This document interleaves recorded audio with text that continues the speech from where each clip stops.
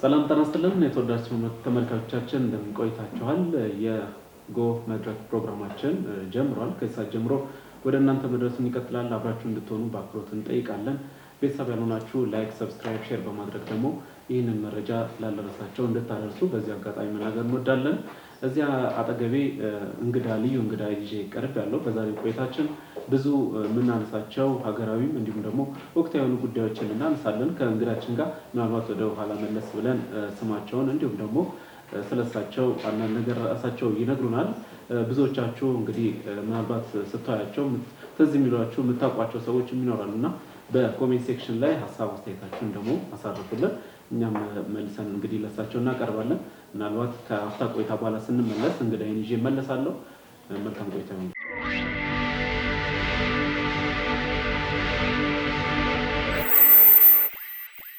እንደምን አሉ? ጤና ይስጥልኝ። እንኳን ደህና መጡ ማለት ወዳለው ወደ ጎ መድረክ። እኔ እንኳን ከዚህ ቀደም ብዙ የተወሰኑ ቆይታዎችን አድርገናል። ምናልባት አዲስ የሆኑ ተመልካቾች ሊኖሩ ይችላሉ፣ አድማጮችም ሊኖሩ ይችላሉ እና እንደው ስሞትንና እንደው ከዚህ ቀደም የነበሩትን የስራ ድርሻም ኃላፊነትም በአጠቃላይ ነው ከተመልካች ጋር እንታወቅ። በዛን ጀምር። እሺ፣ እንግዲህ አብርሃም አብዲሳ እባላለሁ። እኔ በሶማሊያ ጦርነት ወደ ሰራዊቱ የተቀላቀልኩ 13 ተከታታይ ዓመታትን በሰራዊቱ ውስጥ በተዋጊነትና በሆስፒታል ውስጥም ደግሞ በስነ ምግባር አስተማሪነት ያሳለፍኩ ነው። ከዚያም ደግሞ ያው በአዲስ አበባ ማዘጋጃ ለ12 ዓመታት በሂሳብ ሰራተኝነትና በሂሳብ ኃላፊነት አገልግያለሁ። የዛሬ 51 ዓመት ነው ወደ ሰራዊቱ የተቀላቀልኩት። 25 ዓመት ካገለገልኩ በኋላ ወደ አሜሪካ ሄጄ አሜሪካ በመኖር ላይ ይገኛለሁ። ህይወት ታሪኬን በተመለከተ ይሄ ነው። እንደገናም ደግሞ ያው ባለትዳር እና የ3 ልጆች አባት ነኝ። ልጆቼ በአሁኑ ሰዓት በመማር ላይ ይገኛሉ፣ በመስራት እና በመማር ላይ ይገኛሉ። እዚህ አዲስ አበባ ለእረፍት ነው የመጣሁት። የተወሰኑ ወራትን አሳልፌያለሁ። እንኳን ደህና መጡ ማለት እወዳለሁ። እንግዲህ ቆይታው መልካም እንደሆነ ተስፋ አደርጋለሁ። ምናልባት እንደው ያው ከሰሞኑን እንዲሁም ደግሞ ወቅታዊ የሆነውን የሀገራችን ሁኔታ እንግዲህ እንደሚመለከቱት ነው እንደሚያዩት ነው። ብዙ ትልልቅ ድሎችን ያደረግንበት በተለይ የህዳሴ ግድብ የተመረቀበት ምናልባት እርሶም የታዘቡት ነገር ሊሆን ይችላል እና እንደው ሌላኛው ምናልባት የወደብ ጉዳዮች ጥያቄዎችም ሲነሱ እንደነበረ ያስታውሳሉና እንደው እንጀምርና ምናልባት እርሶ ወደ ጦሩ ሲቀላቀሉ የነበረውን ጊዜ የነበረውን ህዝባዊ ስሜት ምናምን በአጠቃላይ ያለውን ነገር ያውቁታልና እንደው ላነሳ የፈለኩት የኤርትራ ጉዳይ ላይ በተለይ የኤርትራ ወንድሞቻችን እንዲሁም የኢትዮጵያ ያለው ግንኙነት ያለው አንድ ላይ የመሆን ሁኔታ ማህበራዊ ኑሮ በአጠቃላይ የነበረው ምናልባት እርሶ የታዘቡትን እሱን እናስቀድምና ወደ ጦሩ እንዴት እንደገቡ መለስ ብለን እናያለን። ከዛን ጀምር። አዎ እንግዲህ ዋናውና ትልቁ ነገር እኔ ወደ ሰራዊቱ በተቀላቀልኩበት ወቅት ሶማሊያ ኢትዮጵያን የወረረችበት ወቅት ነው። ቦረናን፣ ባሌን፣ አርሲን፣ ሀረሪን የተቆጣጠረችበት ማለትም በምስራቅ 700 ኪሎ ሜትር ዘልቃ የገባችበት እና እስከ አዋሽ ወንዝ ድረስ የመጣችበት። ሁለተኛ ነገር ደግሞ በደቡብ ደግሞ 300 ኪሎ ሜትር እስከ ነገሌ ቦረና ድረስ የመጣችበት ወቅት ስለነበረ ይህንን መንግስት ሀገራችንን እንድንከላከል ያደረገውን ሀገራዊ ጥሪ በመቀበል ነው ወደ ሰራዊቱ የተቀላቀልኩት። ወቅቱ ሶማሊያ ኢትዮጵያን የወረረችበት ወቅት የንጉሠ ነገስቱ ወይም የፊውዳል ስርዓት ያከተመበትና ደርግ ስልጣኑን በመቆጣጠር ላይ በነበረበት ትራንዚሽን መካከል ነው ተጠቅሞ ወረራውን ያደረጉት። ያው የፊውዳሉ ስርዓት እንደሚታወቁት በኢትዮጵያ ላይ በጣም ተንሰራፍቶና ተጠናክሮ የነበረ ስርዓት ነው። ከታች ከቀበሌ ጀምሮ እስከ ንጉሠ ነገሥቱ ድረስ በተለያየ ሹመቶችና እንትኖች የተጠናከረ ለ44 ዓመታት የኢትዮጵያን ሕዝብ ወጥሮ ያዘ። ኢትዮጵያ የጥቂት ሰዎች ብቻ ሀገር እንደሆነች ሆኖም ለዓለም የታየበት ወቅት ነበረ እና ገበሬው የመሬት ባለቤትነቱን ተነጥቆ በፊውዳሉ ቁጥጥር ስር ውሎ እርቦና አስራት ብቻ እየሰፈረ በሀገሩ ፖለቲካዊ ጉዳዮች ባህታዊ ሆኖ ወይም ደግሞ እንግዳ ሆኖ የኖረበት ዘመን ስለነበረ ነው ይሄ አብዮት የመጣው።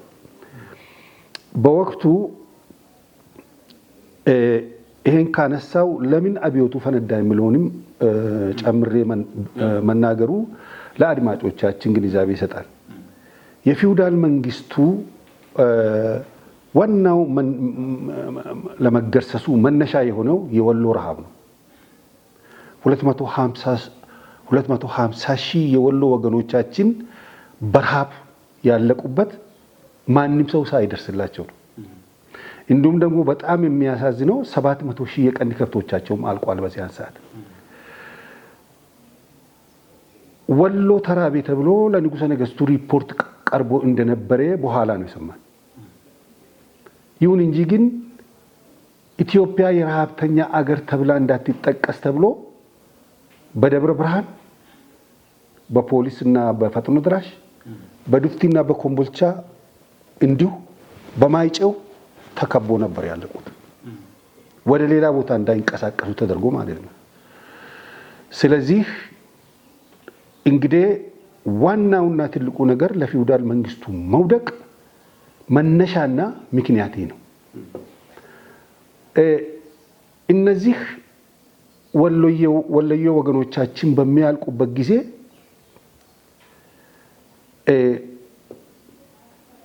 በፖሊስ ተከቦ እንዳይንቀሳቀሱ ተደርጎ እዚያው እርዳታ ይሰጣቸዋል ተብሎ ቢሆንም እንኳን ንጉሠ ነገሥቱ በውጭ ሀገር ያስቀመጡት በቢሊዮን የሚቆጠር ዶላር ነበር።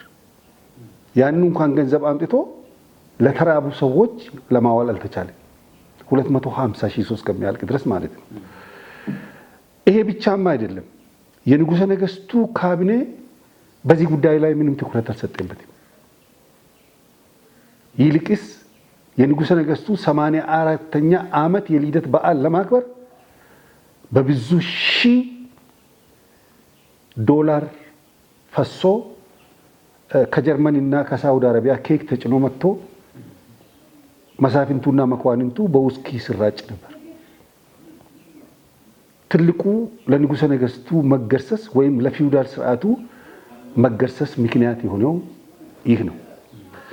ስለዚህ ከዚያ በኋላ 250 ሺህ የወሎ ወገኖቻችን አንድም እርዳታ እንዳይደርስላቸው ተደርጎ ስለተመቱ ስላለቁ በረሃብ ስላለቁ በንጉሠ ነገሥቱና በካቢኔው ላይ ደርግ የፖለቲካ ውሳኔ ሰጥቶ እርምጃ ወስዶባቸዋል። በእነሱ ላይ የተወሰደው እርምጃ ብቻ ነው የሚወራው እንጂ ስለ 200 ወገኖቻችን እልቂት ሚዲያዎች ሲናገሩ አልሰማሁም። በዚያን ሰዓት የፊውዳል ስርዓቱ ተንኮታኮቴ፣ መሬትም ላራሹ ተሰጠ። ስለዚህ የፊውዳል ስርዓት ስንል ከታች ከነጭ ለባሽ ነው የሚጀምረው። ባለባት፣ ነጭ ለባሽ፣ ነጋድራስ፣ ባለአምበራስ፣ ፊት አውራሪ፣ ግራዝማች፣ ቀኛዝማች፣ ደጃዝማች፣ ራስ፣ መኳንንት፣ መሳፍንት እና ልዑላን ቤተሰብ ናቸው። ይሄ ማለት በሚሊዮን የሚቆጠሩ በኢትዮጵያ ገበሬ ላይ ኑሯቸው የተመሰረተ እርቦና አስራት የሚሰፈርላቸው በበዓል ቀን ሙክት የሚመጣላቸው ሰዎች ነበሩ። የአዲስ አበባ መሬትም በመሳፍንትና በመኳንንት የተከፋፈለ ነበር። አንድም የአዲስ አበባ ነዋሪ መሬት አልነበረው። መሬቱ የራስ ገሌ፣ የራስ ደምሴው፣ የራስ ገሌ ተብሎ ተከፋፍሎ ነበር። ይሄም የከተማ ቤትና ትርፍ ቤት አዋጅ ታውጆ ተወርሷል ማለት ነው። ከዚህ ከፊውዳል መንግስት መውረድ በኋላ ሶማሌ ትራንዚሽን ፔሪዱን ተጠቅማ ኢትዮጵያን ወራለች። ኢትዮጵያን በምትወርበት ጊዜ የነበረ ሁኔታ ምንድነው? ሶማሊያ በትክክል የኦጋዴንና ነዳጁን ጭምር በቁጥጥሯ ስር ለማዋል ወይም ለድርድር በማቅረብ ነው። በዚህ ሂደት ውስጥ ትልቁ ሚና የተጫወተችው ደግሞ ግብጽ ነው። ምክንያቱም ግብጽ ደግሞ የአባይን መሰረት ጣና ጭምር ኢትዮጵያን ለመቆጣጠር ስለነበረ በዚህ ምክንያት የተነሳ ሻቢያን በማስታጠቅ ወያኔን በማስታጠቅ ኢአፓን በማስታጠቅ በጠቅላላ ኢትዮጵያን እንዲወሩና እንዲያንኮታኩቱም የተደረገበት ጊዜ ነበር። በዚያን ጊዜ ነው እንግዲህ የኢትዮጵያ መንግስት ሀገራችንን እንድንታደግ እንድንከላከል ጥሪ ያቀረበው። በጥሪው መሰረት እኔ ወደ ሰራዊቱ ተቀላቅያለሁ ማለት ነው እና በዚያን ጊዜ የሶማሌው ጦርነት መጋቢት ወር 1970 ዓ.ም ተጠቃለለ ማለት ጨርቃቸውን ጥሎ ወጡ ማለት ነው። 300,000 ሚሊሺያ የኢትዮጵያ ሰራዊት እንደገና ተደራጅቶ የአየር ኃይሉ መድፈኛው፣ ታንከኛው ሙሉ በሙሉ ባደረገው ነጎድጓዳዊ ማጥቃት ሶማሊያ ጨርቃቸውንና ማቃቸውን ጥሎ ነው ሸሹት። ታንካቸውን ጥሎ ነው ሸሹት እና ከኢትዮጵያ ምድር ከወጡ በኋላ ጉዞ ወደ ሰሜን ነው ወደ ሻቢያ እና እንደሚታወቀው የኤርትራ ህዝብና የኢትዮጵያ ህዝብ በቋንቋ፣ በታሪክ፣ በባህል፣ በሃይማኖት የሚገናኝ ህዝብ ነው። ባህረ ነጋሽ የሚባለው ከኢትዮጵያ አካል የነበረ እንጂ የተለየ ሀገር አልነበረም። ከባህረ ነጋሽ በኋላ ምንድነው የሆነው? ጣሊያን ኤርትራን በተቆጣጠረ ጊዜ 54 ዓመታትን ኤርትራን ገዝቷል። ይሄ አሁን የኤርትራ ሲኢል ተብሎ የተሳለው በጣሊያን ነው፣ በቅኝ ገዢዎች ነው። ኢትዮጵያ የአሰብን ወደብ በተመለከተ ለ600 ዓመታት እስከ 1983 ዓ.ም ተጠቀመችበት የኢትዮጵያ አንጡራ ሀብት ነው። አሰብ ጣሊያን 54 ዓመት ኤርትራን በሚትገዛበት ጊዜ ያለምንም ጥያቄ በማን እጅ ነበር? በኢትዮጵያ እጅ ነበር። እንግሊዝ 10 ዓመት ኤርትራን በሚታስተዳድርበት ጊዜ ወደቡ ያለምንም ጥያቄ በኢትዮጵያ እጅ ነበር። የኃይለ ሥላሴ መንግስት 13 ዓመት ኤርትራን ሲያስተዳድር ወደቡ በኢትዮጵያ እጅ ነበር። የደርግ መንግስት 17 ዓመት ኤርትራን ሲያስተዳድር ወደቡ በኢትዮጵያ እጅ ነበር። ወደቡ በታሪክም በህግም የኢትዮጵያ ወደብ ነው። ወደቡ እንዴት ተላልፎ ተሰጠ? እሱ ሌላ ጥያቄ። ተላልፎ የተሰጠበት ምክንያት ለራሴ ግልጽ አይደለም። ምክንያቱም ለ600 ዓመታት የተጠቀምክበት ማለትም የዓለም መንግስታት ገና ሳይመሰረቱ የአክሱማዊት ኪንግደም ከማዶም ከየመን ከወዲህ ማዶም ሲያስተዳድር በነበረበት ጀምሮ እስከ ዛሬ ድረስ እስከ 1983 84 ዓ.ም ኢትዮጵያ የተጠቀመችበት ወደብ እንዴት ተላልፎ ለኤርትራ እንደተሰጠ ለኔ እንቆቅልሽ ነው። ስለዚህ አንድ የኤርትራ ጠቅላይ የውጭ ጉዳይ ሚኒስቴር የተናገረው ነገር አለ። ስለ አሰብ በህግም ህግ አትጥቀሱ ብሏል። ታሪክም አትጥቀሱ። ይሄን ያለበት ምክንያት በታሪክም በህግም ወደቡ የኤርትራ ነው ከምን ኢሳቤ የተነሳ ነው ራሳቸው። ስለዚህ ምንድነው ወደብን በተመለከተ ወደብ እንዳናገኝ ወይም ወደቡን በክራይ ኢትዮጵያ እንዲጠቀምበት በሊዝ እንድትጠቀምበት በሰጥቶ መቀበል ወይም ሌላ መሬት ሰጥቶ ወደቡን የማስቀረት ሁኔታ ላይ ኤርትራ አልተስማማችም። ለምን? ስጋት አለብን በሚል ነው። ስጋቱ ወደቡ ታሪካዊና ህጋዊ የኢትዮጵያ ወደብ እንደሆነ ስለሚያምኑ ነው። ስለዚህ ይሄንን ወደብ የኢትዮጵያ መንግስት ከከለከሉም ብሎ ከሶማሌላንድ ጋር ሲፈራረም የመጀመሪያ ክቡር የኤርትራ ፕሬዝዳንት ኢሳያስ አፈወርቂ በቀጥታ ወደ ሶማሊያ፣ ወደ ግብጽ፣ ወደ ሱዳን፣ ወደ ጅቡቲ በመሄድ ኢትዮጵያ የባህር በር እንዳታገኝ ከተከላከለ ሰው አንዱ ነው። እኔ ትንሽ ያሳዘነኝ ነገር አለ። ኢትዮጵያ ህገ መንግስቷን ቀዳ መጣል አለባት፣ አባይን መገደብ የለባትም ብሎ በአንደበቱ በትግርኛ ለሀገር ውስጥ ጋዜጠኞች የሰጠውን መግለጫ ሰምቻለሁ። እስከዚህ ድረስ በጣም የከፋ ጠላትነት ነው።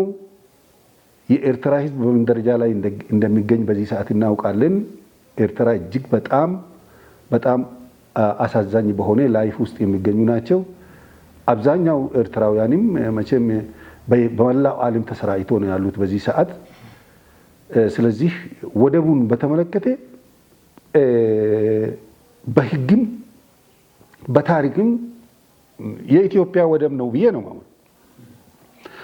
ስለዚህ በዚህ ወደብ በድርድር ይሁን በሌላ ነገር ይሁን ወደቡ ለኢትዮጵያ መመለስ አለበት ብዬ አምናለሁ።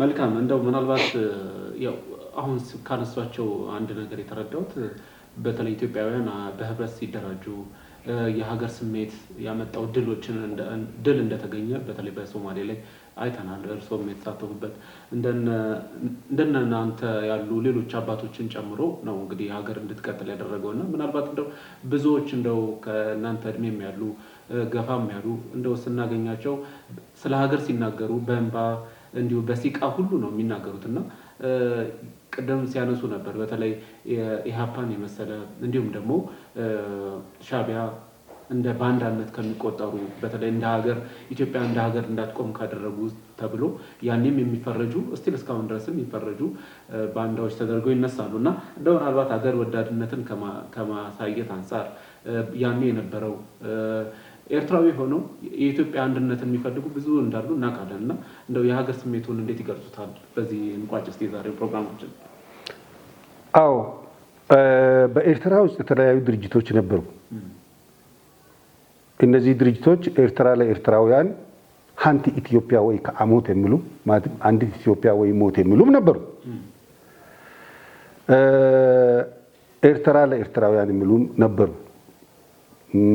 ፔሮ ኢስላሚያ የሚባልም ነበር። 4-5 ድርጅቶች ነበሩ። በእንግሊዝ የተቋቋሙ ናቸው። እነዚህ እንግሊዝ ለቆ በመውጣበት ጊዜና ኢትዮጵያን ኤርትራ ለኢትዮጵያ አስረክቦ በሚሄድበት ወቅት ያቋቋማቸው ሁሉ ጊዜ እነሱ ኢምፔሪያሊስቶች ወይም ኮሎኒያሊስቶች አንድን አገር ሲገዙ በነበረበት ጊዜ ያለውን ሲቹዌሽን በማየት የወደፊት ዕጣ ፈንታቸውን ደግሞ ዲስትሮይድ ለማድረግ የተለያዩ የማይታረቁ ድርጅቶችን አቋቁሞ ስለሚወጡ ብዙ ድርጅቶች እዚያ ተቋቁመዋል። ሻዕቢያም የዛ ውጤት ነው ማለት ይቻላል። ሻዕቢያ በኋላ የተቋቋሚ ነው። ሻዕቢያ በኋላ በተለያዩ በግብፅና በአረብ ሀገሮች የተቋቋመ ድርጅት ነው። ሻዕቢያ የሚለው ቃል ራሱ የአረቦች ቋንቋ ነው። ሻዕቢያ ማለት ህዝባዊ ማለት ነው። ሀፋሽ ህዝቢ እንደማለት ነው። ህዝብ ብዙሃኑ ማለት ነው ሻዕቢያ ማለት እና መጨረሻ ላይ ሻዕቢያ ከተቋቋመ በኋላ እነዚያን ድርጅቶች እንዲከስሙ እንዲጠፉ በማድረግ ነው ሀገሪቱን የተቆጣጠረው ማለት ነው። ይሁን እንጂ ሐቁ ይሄን አልነበረም። ሻዕቢያ ሀገሪቱን የተቆጣጠረው ሲቆጣጠር ሲንጋፖር አደርጋለሁ ከሚል እሳቤ የተነሳ ነው። ሆኖም የመጨረሻ የዓለማችን ድሃ አገር አሁን በዚህ ሰዓት ኤርትራ ናት። ፕሬዝዳንቱ ቀደም ሲል ጫካ በነበረበት ጊዜ የገባው ለህዝብ የገባው ቃል፣ ለህዝብ የገባው ነፃነት፣ ለህዝብ የገባው ዲሞክራሲ በዚህ ሰዓት ተረስቷል። ስሙም አይነሳም። ብዙዎቹ በእስር ቤት፣ ብዙዎቹ በስደት መዓት ኤርትራውያን በስደት ነው ያለቁት። በባህር ነው የሰመጡት። እና ኤሪትሪያ የኢትዮጵያ አካል ነበረች ብለን ስንናገር ከጥንት ጀምሮ ባህረ ነጋሽ ስትባል ከነበረበት ጊዜ ጀምሮ ነው። እና አሉላ አባ ነጋ ሲያስተዳድሩ ከነበረበት ጊዜ ጀምሮ ነው። ስለዚህ ታሪካዊ የኤርትራ አመጣጥ ስንመለከት ታሪካዊ የኢትዮጵያ አካል እንደሆነች ነው። ይሁን እንጂ ተገንጥሎ ነፃ ከወጡ በኋላ ምንም አይነት ያተረፉትም ያገኙትም ነገር የለም። በዚህ ሰዓትና ደቂቃ ኢትዮጵያ እንድትፈራርስ ጥብቅና ቆሞ የሚሟገቱ ነው። አባይ ለምን ይገደባል ብሎ መግለጫ እስከ መስጠት የደረሰ ነው የሀገሪቱ ፕሬዝዳንት። ስለዚህ አሁን ባለው ተጨባጭ ሁኔታ የአሁኑ ትውልድ ኢትዮጵያን ተቆጣጥረዋል። ኢትዮጵያ አሁን በዚህ ሰዓትና ደቂቃ በሰላም ለሰላም ለእድገትና ለብልጽግና ታጥቃ የተነሳች ሀገር ናት። ኢትዮጵያ በውስጧ የሚገኙ ተቃውሞች፣ አንዳንድ ነገሮች በሰላም እንዲፈቱ ታክቲክና ስትራቴጂ ነድፋ የሰላም እጆቿን ዘርግታ እየተጓዘች ነው። በእድገት በኩል የተጧጧፈ የእድገት ስትራቴጂ ወጥቶ እድገቱ እየተጣደፈ ነው ያለው። ብዙ ነገሮችን መጥቀስ ይቻላል። ለወደፊትም ኢትዮጵያን በስልጣኔ ቁንጮና በእድገት ጎዳና ላይ ለማራመድ ታጥቀው ተነስተዋል ለማለት ይቻላል እና በዚሁ መሰረት ስለ ባንዳ ብለህ ስለተናገር ባንዳ በየትኛውም ዓለም አለ፣ በሩሲያም አለ። አሁን በቅርብ ጊዜ ከዩክሬን ጋር ባደረጉት ጦርነት እንኳን የውስጥ ባንዳዎች ከግንባር ይልቅ ተመልሶ የሩሲያ መንግስት ለማፍረስ የቃጡበት ጊዜ አለ። ባንዶች የሀገር ውስጥ ባንዳ ብዬ ነው የሚፈርጀው አባይ ለምን ይገነባል የሚሉት የአባይ መገንባት አልነበረበትም፣ እንዳይገነባ መስዋዕትነት ከፍዬ ያለው የሚል ኢትዮጵያዊ ስለሰማው ነው። ስለዚህ አሁን በዚህ ሰዓትና ደቂቃ በሚዲያ ላይ የሚጮሁ ባንዶች አሉ። በሚዲያ ላይ ነው የሚጮሁት። በትክክል በጩኸት የፈረሰች ሀገር ኢያሪኮ ብቻ ናት በዓለም ላይ በታሪክም ማለት ነው። ከዚያም በኋላ በጩኸት የፈረሰ ሀገር የለም። አሁን ባለው የኢትዮጵያ ተጨባጭ ሁኔታ ኢትዮጵያውያን በጣም ብዙሃኑ ኢትዮጵያውያን ተባብሮና አብሮ ነው የሚገኙት። በውጭ ሀገር የሚገኙ ኢትዮጵያውያንም ቢሆኑ ኢትዮጵያ ሀገራቸው ለምልማ አብባ እንዲታይ የሚፈልጉ 95% ነው። የቀሩት 5% ደግሞ ያው የዩቲዩብ እና የፌስቡክ ደንበኞች ናቸው። እነዚህ ደግሞ ለምን ጮሁ ብለን ለመናገር አንችልም። በአንድ በኩል ቢዝነስ ነው የሚኖሩበት ነው። በሌላ በኩል ደግሞ ኢትዮጵያ ሀገራቸው ለምልማ አብባ አፍርታ ዜጎቿ በሰላም በእድገትና በብልጽግና ዓለም ውስጥ ገብቶ እንዳይኖሩ ወይም ሲኖሩ ለማየት የማይፈልጉ ተፈጥሮ የጎዳቸው ወይም ደግሞ 21ኛው ክፍለ ዘመን ያደነቆራቸው ሰዎች ናቸው ለማለት እችላለሁ። ስለዚህ ኢትዮጵያ ግድቧን አጠናቃለች። አረንጓዴ አሻራውን በተጧጧፈ መንገድ ተያይዛለች። የኮሪደር ልማቱ ድንቅ ታሪካዊና ተአምራዊ ስራ ነው። በዚህ ሰዓት በየትኛውም ዓለም ልክ እንደዚህ አይነት ሆኖ የተሰራ ነገር የለም። ሰፋፊ መንገዶች፣ ሰፋፊ ሃይዌዎች በየትኛውም ዓለም አሉ። ግን አሁን አዲስ አበባ ላይ የተጀመረው እና ወደ ተለያዩ ክፍለ ሀገሮችም እየተዛመተ ያለው ይሄ የኮሪደር ልማት በጣም አስደናቂ ነው። በየትም ዓለም ብንሄድ በእንደዚህ አይነት ሁኔታ የተሰራውን የምናይበት ጊዜ የለም አሁን በዚህ ሰዓትና ደቂቃ። ስለዚህ ኢትዮጵያ አሁን ከተያያዘችው አማራጭ የሌለው እድገቷ ሊገታት ወይም ሊመልሳት የሚችል ኃይል ያለ አይመስለኝም። መልካም፣ እጅግ አድርጌ አመሰግናለሁ። ብዙ ሀሳቦችን ብናነሳ ደስ ይለናል። ያው ሰዓት ስለገደበን ነው። እንደው በሌላ ጊዜ እንደው ስንገናኝ በተለይ የምናነሳቸው ሀሳቦች ይኖራሉ። በቀጣዩ በተለይ እናንተ ዘመን የነበረው ሀገር ወዳድነት ምን ይመስላል? የሰላም ውስጥ ሁኔታ በቀጣይ ምን መሆን አለበት?